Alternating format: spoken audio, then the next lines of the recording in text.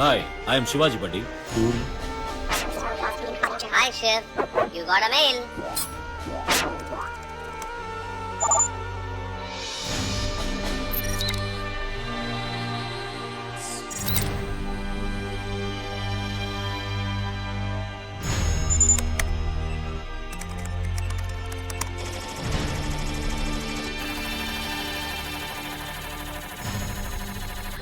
మనం పంపిన black money boomerang లా మళ్ళీ మన దగ్గరికే వైటర్ దాన్ వైట్ లా వచ్చింది.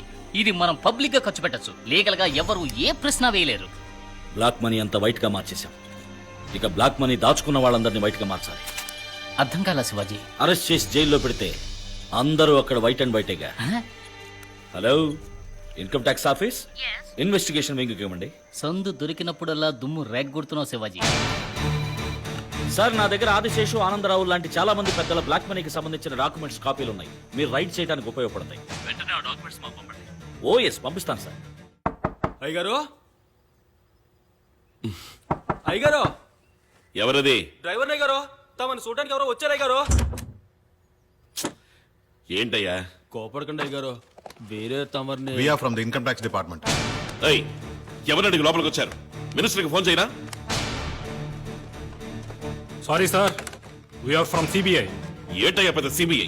ప్రాణాలతో ఇంటికి పోరు. రే వేణు, మణి, మీ దగ్గర కోటాను కోట్లు బ్లాక్ మనీ ఉన్నట్టు మా దగ్గర ఎవిడెన్స్ ఉంది. మీకు ఇన్ఫర్మేషన్ ఇచ్చింది ఎవరు? తెలియదు. నాకు తెలుసు. శివాజీ. వాడి దగ్గర బోలెడంత డబ్బుంది. అక్కడికి వెళ్లకుండా ఇక్కడికి ఎందుకు వచ్చారు? వారి అకౌంట్స్ అన్ని చాలా క్లియర్ గా ఉన్నాయి.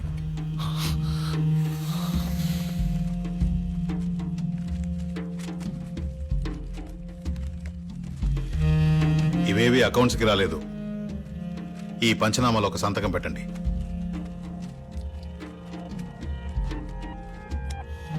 కోటాను కోట్ల బ్లాక్ మనీని అమెరికన్ డాలర్స్ గా మార్చి దాచిన నేరం కింద మిమ్మల్ని అరెస్ట్ చేస్తున్నాం.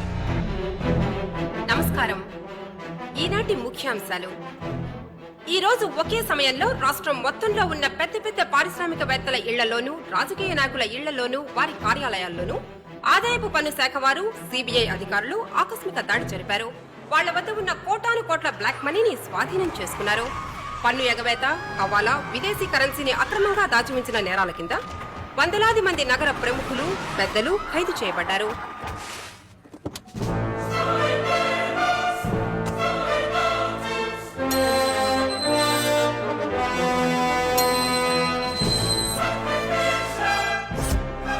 ఏంటాది గారు, ఎంత పని జరిగింది? మహా దుర్మార్గులు అందరూ కలిసి మిమ్మల్ని ఈ స్థితికి తీసుకొచ్చి వదిలేశారే. లోపలికెళ్ళి ఏం చేద్దాం అనుకుంటున్నారా? అది రాళ్ళు కొడతారా? గడ్డి పీగుతారా? బొచ్చులు గడుగుతారా? కావాలంటే నీ జైలర్తో చెప్పి కిచెన్లో కూరలు జరిగే పనిపించనా? అయ్యయ్యో, దానికి పూర్వానుభవం కావాలే. కూర్చున్న చోటే ఒళ్ళలవకుండా నొప్పి లేకుండా చేసే పని ఉంటుంది, చేస్తారా? అదే ఊసల్లెక్కేయటం. దెబ్బ అదర్సు కదా. నువ్వు తప్పు చేస్తున్నావు శివాజీ. నిప్పుతో ఆడుకుంటున్నావు. నన్ను పట్టుకుని ఎంత అవమానించావు. దెబ్బతీస్తాను. నేను మహా సెన్సిటివ్. చూస్తూ ఊరుకుంటాననుకోకు. రెట్టింపు అనుభవించేలా చేస్తా. చేసి చేసి అనుభవించింది చాలా, ఇంకేంటి నువ్వు చేసేది? నేను ఆదిరా. అనబోయా.